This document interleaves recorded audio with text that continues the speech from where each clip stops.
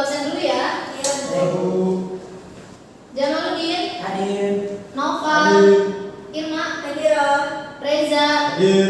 Rizky Abdul Mukti. Hadir. Kemana dia? Sudah 2 pekan ini nggak hadir. Tolong nanti ketua kelasnya cari kabar ya. Baik, Bu. Baik, buka sekarang LKS-nya halaman 18. Sudah dibuka? Sudah. Nah, hari ini ada materi baru. Ibu akan menjelaskan tentang pernikahan dalam Islam. Nah, apa sih pernikahan dalam Islam itu? Di dalam pernikahan Islam ini ada tujuan-tujuannya, yaitu apa sih pengertian pernikahan dalam Islam ini? Yang kedua yaitu rukun-rukunnya. Yang ketiga yaitu syarat-syaratnya. Yang keempat tujuan dan manfaatnya. Baik. Yang pertama bisa dilihat di buku LKS-nya halaman awal. Kalau misalkan kalian kurang mengerti di dalam slide yang ibu buat, yaitu di sini tentang nikah, pengertian nikah. Apa sih nikah itu? Nah, sebagai pedanan kata perkawinan, nikah adalah suatu akad yang menghalalkan pergaulan antara seorang laki-laki dan perempuan yang bukan mahram hingga menimbulkan hak dan kewajiban di antara keduanya. Nah, dengan menggunakan lafaz inkah dan tajwid. Apa sih inkah dan tajwid itu?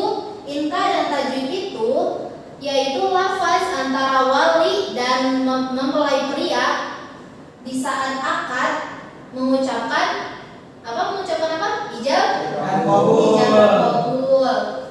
Yaitu pengertiannya luas. Pernikahan merupakan ikatan lahir dan batin yang dilaksanakan menurut syariat Islam, antaranya seorang laki-laki dan perempuan untuk hidup bersama dalam satu rumah tangga guna mendapatkan keturunan. Nah, pernikahan ini yaitu menyatukan seorang laki-laki dan perempuan dalam ikatan pernikahan yang sah. Nah, jadi kalau misalkan kita lihat, misalkan ada Jamal sama Irma yang lagi bonceng-boncengan belum menikah, itu haram. Hukumnya apa itu jadinya, Mak? Jatuhnya maksiat. Nggak boleh ya. Jadi kalau misalkan kalian lulus sekolah ada niatan daripada maksiat mau nikah, ya mending menikah. Buka halaman selanjutnya ada hukum nikah. Pernikahan merupakan perkara yang diperintahkan syariat Islam, yaitu disebutkan dalam surat An-Nisa ayat 3. Bismillahirrahmanirrahim. Wa in khiftum alla tuqsitu fil yatama fankihu ma tabakum minan nisa'i matna wa sulasa wa ruba. Fa in khiftum alla ta'dilu fawahidatan aw ma malakat aymanukum dzalika alla ta'mulun. Yang artinya yaitu, boleh dibacakan Novel artinya? Dan jika kamu takut tidak akan dapat berlaku adil terhadap hak-hak perempuan yang yatim, bila mana kamu mengawininya, maka kawinilah wanita-wanita lain yang kamu senangi, 2, 3, atau 4. Kemudian jika kamu takut tidak akan dapat berlaku adil, maka kawinilah seorang saja atau budak-budak yang kamu miliki. Yang demikian itu adalah lebih dekat pada tidak berbuat aniaya. Nah, makasih Novel. Di sini dijelaskan dalam surat An-Nisa ayat 3 ini, menikahlah kamu dengan wanita yang kamu senangi. Nah, di sini disebutkan 2, 3, atau 4. Nah, di sini dibolehkan menikah lebih dari 1. Yang penting laki-laki itu berlaku adil. Coba Jamal ulangi surat yang tadi Ibu baca. Bismillahirrahmanirrahim. Wa in khiftum alla tuqsitu fil yatama fankihu ma taba lakum minan nisa'i mathna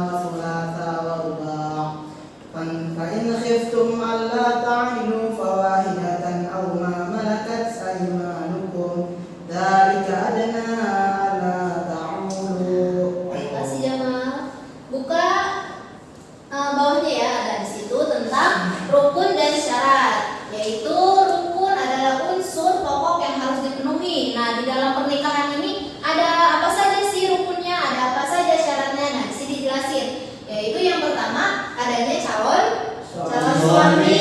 Calon suami itu yang harus bagaimana? Yang harus beragama Islam, menikah bukan karena dasar paksaan dan tidak sedang berihram atau haji. Nah, di sini mengapa harus calon suaminya beragama Islam? Karena kalau misalkan laki-laki menikah dengan perempuan yang bukan Islam, itu tidak boleh, kecuali perempuan menikahi dengan laki-laki yang bukan Islam. Nah, yang kedua yaitu menikah bukan karena dasar paksaan. Ada ya tentang cerita apa Jamal? Yang Siti Nurbaya yang dijodohkan oleh kedua orang tuanya. Nah, di sini jangan ya. Jadi kalian tuh menikah harus dasar kasih sayang, terus persetujuan di antara kedua mempelai gitu. Nah, yang ketiga yaitu tidak sedang berihram atau haji. Nah, yang kedua di sini ada syaratnya yaitu rukunnya yaitu calon istri. Calon istri juga sama, yaitu yang pertama beragama Islam, yang kedua yaitu benar-benar perempuan, yang ketiga yaitu mendapatkan izin nikah dari walinya. Nah, di sini juga sama, perempuannya itu harus beragama Islam. Yang kedua, perempuan benar-benar seorang perempuan. Nah, kan sekarang banyak ya zaman-zaman yang laki-laki berubah jadi perempuan, transgender gitu ya. Itu jangan. Jadi kita sebagai laki-laki, kalian sebagai laki-laki harus benar-benar memilih perempuan yang ini perempuan atau bukan ya. Jangan-jangan ini laki-laki gitu. Jadi kalian harus. Nah, di sini balik lagi ke poin 1 yang B, menikah bukan karena paksaan. Nah, bukan karena paksaan ini juga harus hati-hati. Kita dijodohkan dengan yang benar-benar perempuan atau misalkan bukan perempuan asli gitu. Nah, yang ketiga yaitu wali, adanya wali. Syarat di sini walinya bukan wali ben ya, tapi wali yang ada di nikah. Syaratnya yaitu 1 laki-laki, yang kedua beragama Islam, yang ketiga itu balik. Nah, yang keempat di sini lihat buku LKS-nya. Yang keempat ada 2 orang saksi. Nah, 2 orang saksi ini itu perlu ya. Jadi kalau misalkan nikah, adanya wali dan adanya juga 2 saksi. Yang pertama yaitu benar beragama Islam. Yang kedua itu dewasa, berakal, merdeka dan hadir. Yang ketiga melihat dan mendengar. Jadi kenapa harus melihat dan mendengar? Bagaimana kalau misalkan saksinya itu buta atau tuli? Itu enggak sah ya. Jadi benar-benar harus yang melihat dan masih mendengar. Yang kelima yaitu adanya ijazah. Coba Jamal, apa saja rukun dan syarat? Yang nomor 1 dan yang kedua tadi. Yang pertama rukunnya ada mempelai wanitanya, ada mempelai prianya. Untuk syaratnya Apa?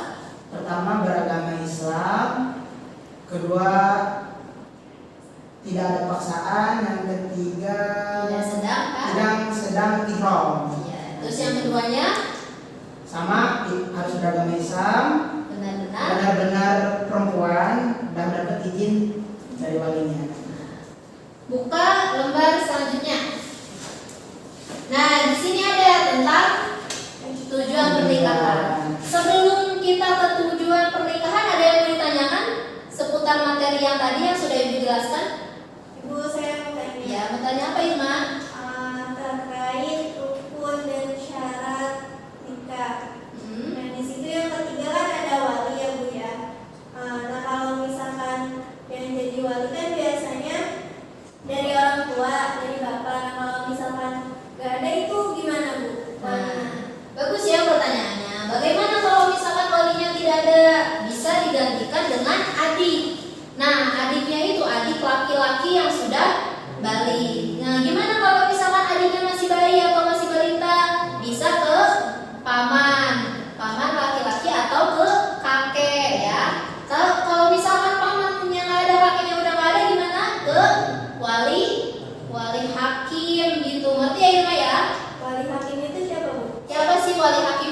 Nah, wali hakim itu wali yang ditunjuk langsung dari KUA untuk mewalikan dua mempelai yang mau menikah. Nah, paham ya Irma ya? Ya Bu, terima kasih Bu. Ada yang bertanya lagi? Cukup. Jadi Ibu lanjut ya ke materi selanjutnya. Buka di halaman 20. Ada di sini tentang tujuan pernikahan. Yang pertama, untuk memenuhi tuntunan naluri manusia yang asasi. Nah, di sini pernikahan itu adalah fitrah manusia. Maka jalannya yang sah untuk memenuhi kebutuhan ini adalah dengan akad nikah. Ya, yang tadi Ibu sudah jelasin di slide pertama. Nah, di sini bukan dengan cara yang amat kotor dan menjijikan seperti cara-cara yang orang sekarang dengan berpacaran. Nah, di sini ada yang sudah Ibu tadi jelaskan, maksiat berpacaran, kumpul kebo di sini ya. Tahu kan kalian ya zaman sekarang ya. Nah, sekarang seperti ini gitu, berzina, lesbi, homo dan lain sebagainya.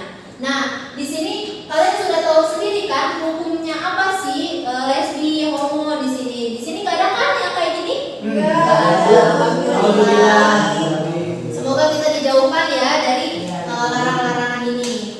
Nah, di sini tuh kita mengapa kita harus menikah? Nah, di sini kita menjauhi larangan-larangan tersebut, menjauhkan dengan dosa-dosa yang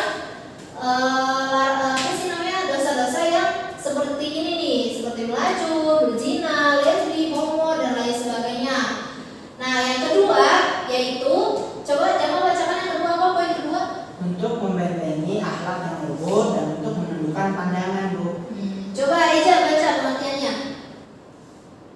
Sasaran utama dari yang disyariatkan pernikahan dalam Islam diantaranya adalah untuk membentengi martabat manusia dari perbuatan kotor dan keji. Nah, di sini yaitu membentengi akhlak yang luhur dan untuk menundukkan pandangan, yaitu seperti kita tuh kayak yang dihalangi supaya kita tidak berbuat kotor dan keji yang dapat merendahkan dan merusak martabat manusia yang luhur, yaitu seperti yang di atas tadi, kita tuh kayak yang dijauhkan larangannya dan didekatkan dengan apa yang sudah diwajibkan.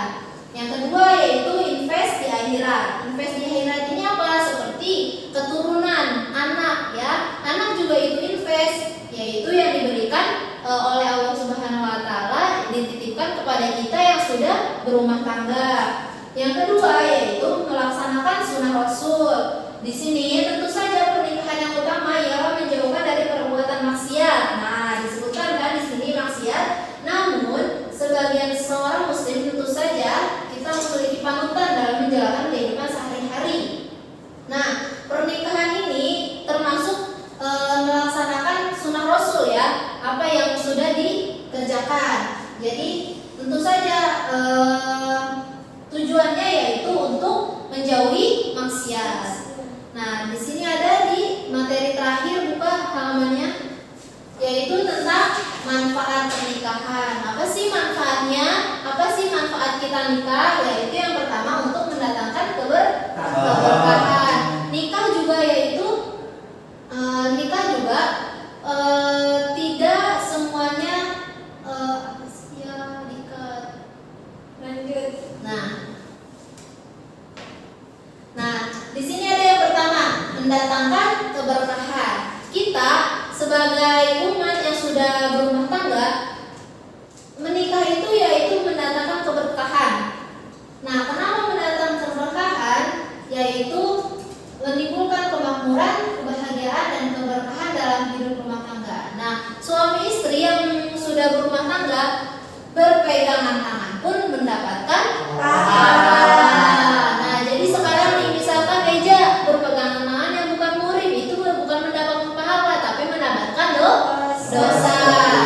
Jangan ya, kalau misalkan kayak Irma nih dempet-dempetan sama Eja, jangan berpegangan tangan, nanti yang ada mendapatkan dosa ya, bukan pahala, kecuali sudah yang sudah berumah tangga. Yang kedua yaitu memperluas persaudaraan. Nah, misalkan Jamal menikah dengan Irma, Jamal sukunya apa nih? Betawi, Irma sukunya apa? Sunda. Nah, itu nanti dapat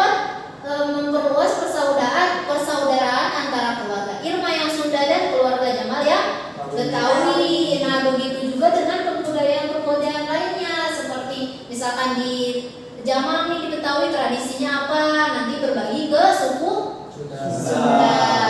Yang ketiga yaitu meningkatkan kesungguhan mencari nafkah.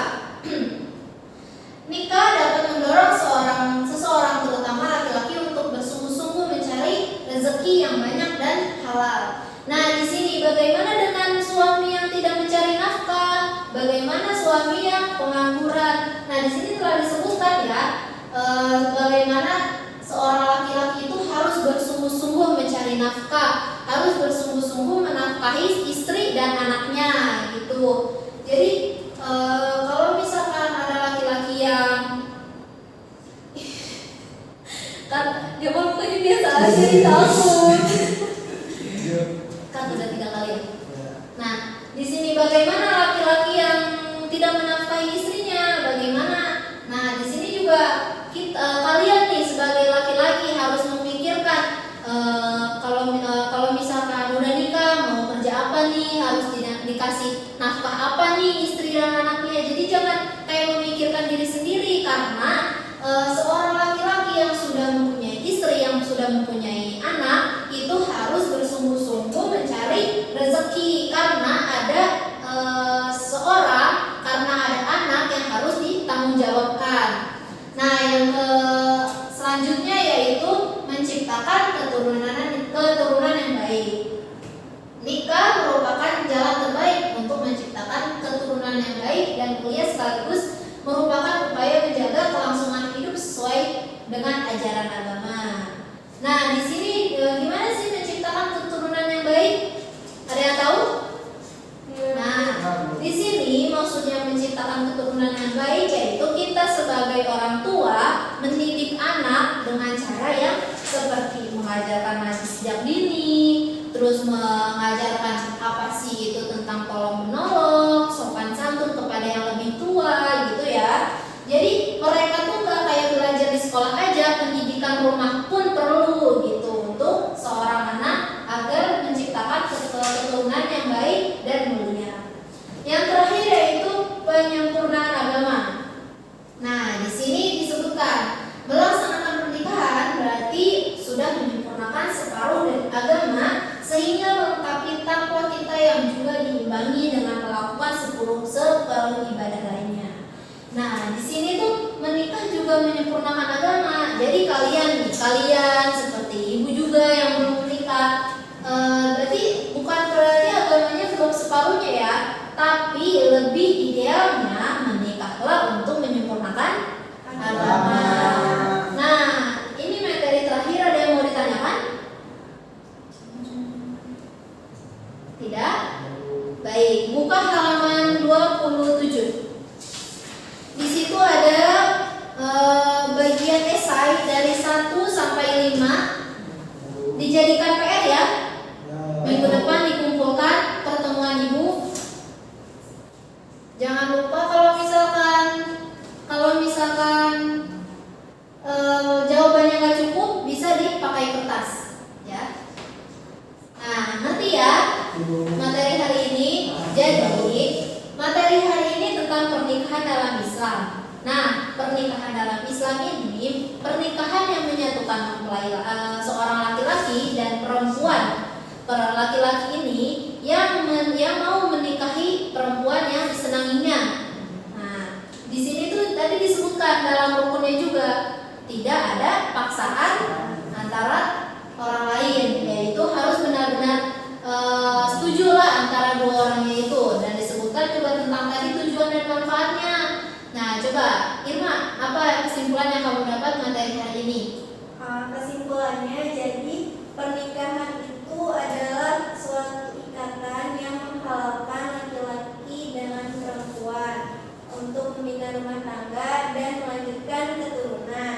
Nah, ada rukun atau hal-hal yang wajib ada dalam pernikahan. Yang pertama mempelai laki-laki, kedua mempelai perempuan, yang ketiga wali, yang keempat 2 saksi, dan yang terakhir itu ijab kabul. Terus hukum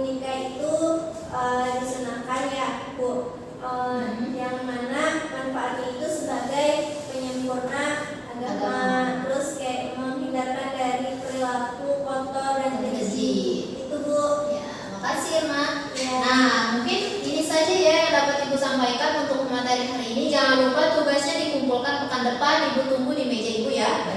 Baik, Bu. Mungkin itu saja yang dapat Ibu sampaikan. Mari kita baca doa kafaratul majlis.